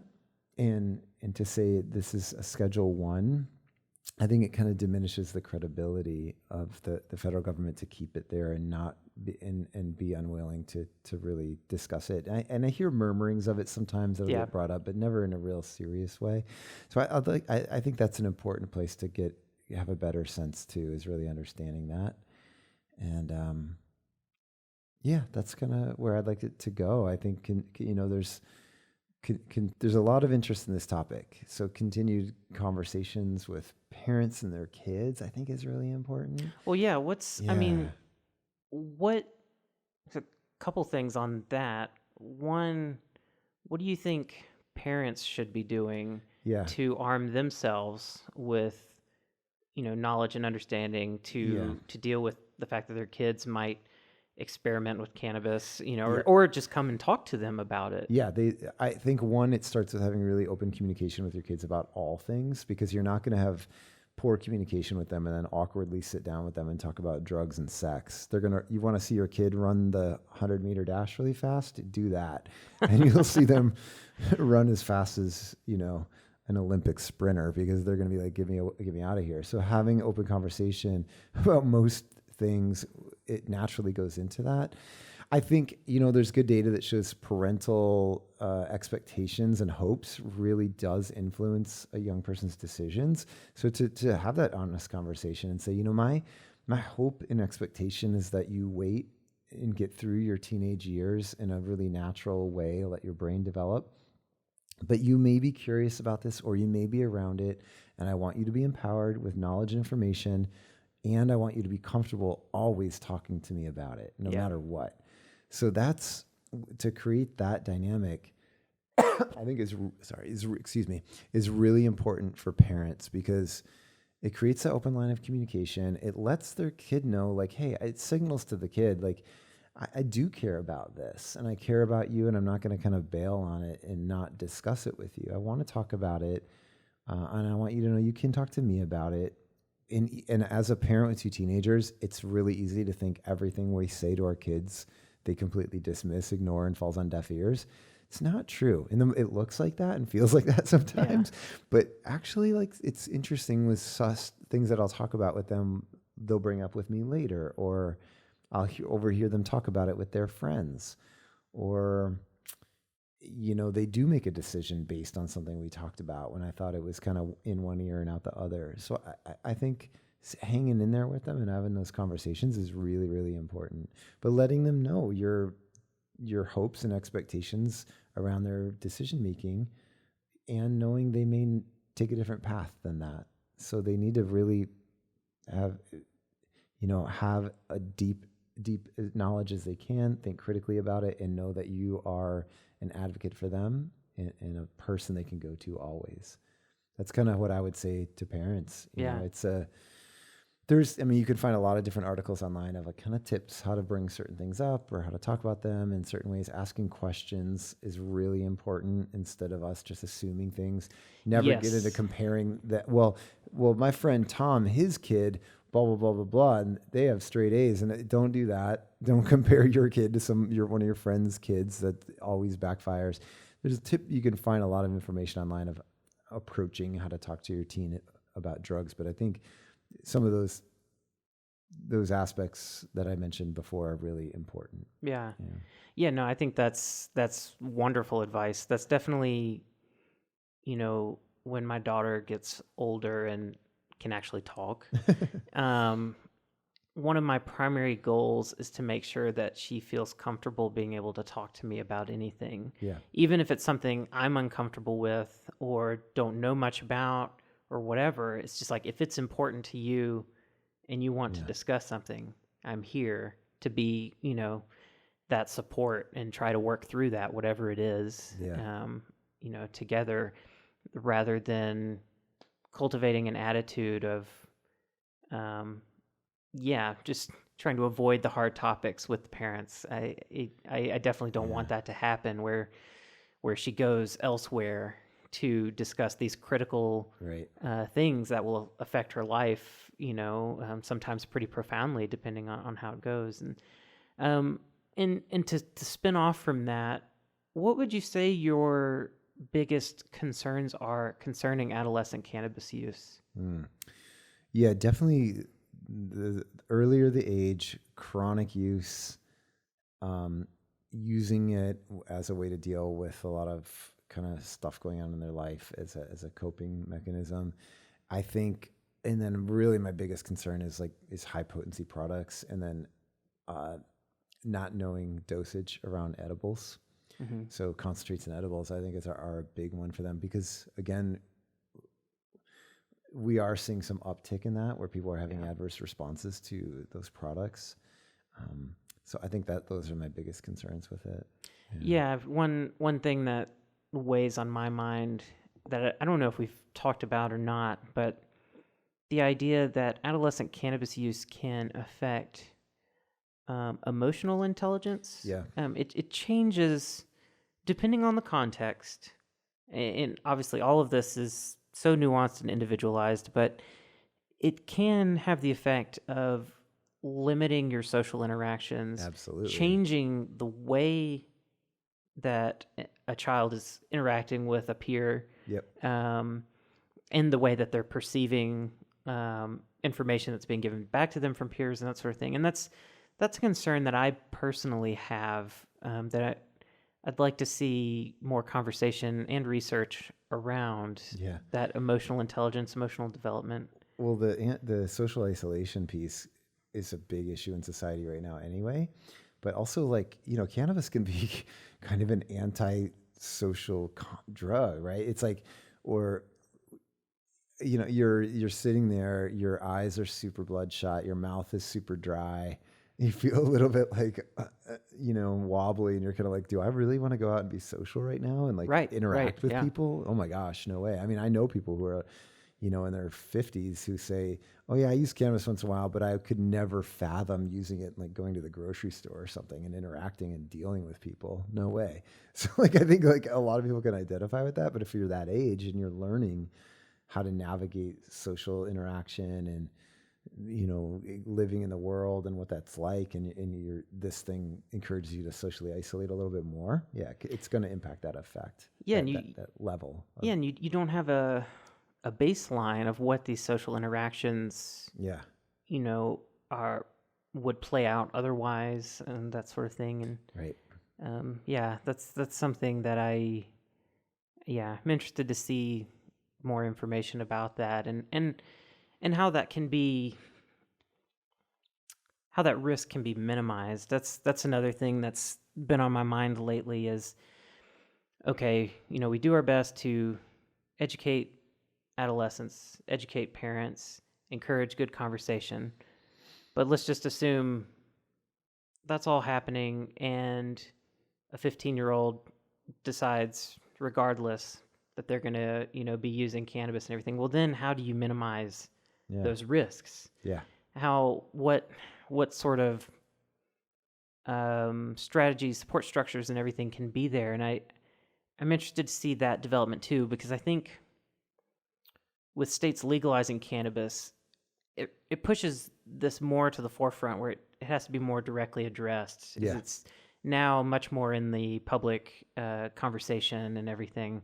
Yeah. And so, I don't necessarily think that I had a good friend of mine when I was in high school who was using cannabis, and he woke up one morning to find a police officer standing over his bed, and his mom had called the police on him because she had found his bong in his closet. And I know for a fact that was not helpful. No.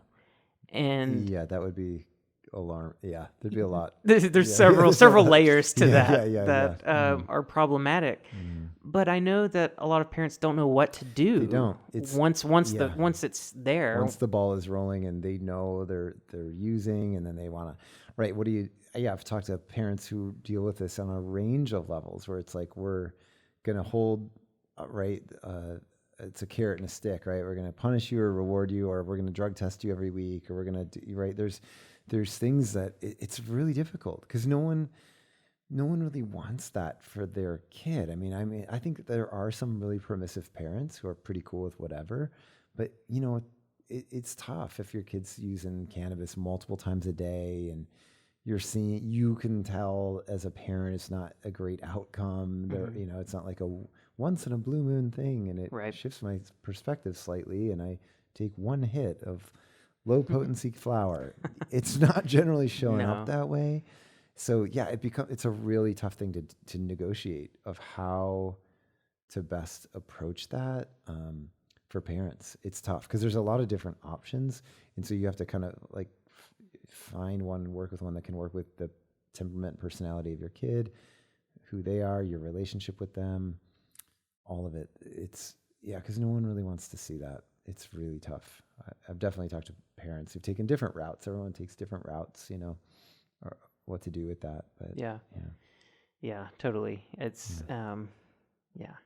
parenthood is riddled with anxiety for no doubt, a number man. of reasons. I know I have a lot to look forward to. Yeah, you want to have I know, right? Like the task and role in the world that has the least amount of gratitude associated with it, and it's gonna cost you a lot of money and energy and time and stress. I think my beard would still be totally dark if I had kids, but it's all good. I love my kids. They're great. They're really both neat people, and I'm really grateful that we talk really openly about all this stuff. You can imagine. Yeah. I really think it's important to do that, and to really listen to them too. I think when they get older, they're going to look back on that and value it in a totally different way. I hope so. I think so. I think they will for sure. Yeah. Well, anyway, you've been extremely, extremely gracious with your time. I really, really appreciate it. No problem. Before we sign off, is there anything else you want to share? Or Sure. Go outside, get off screens.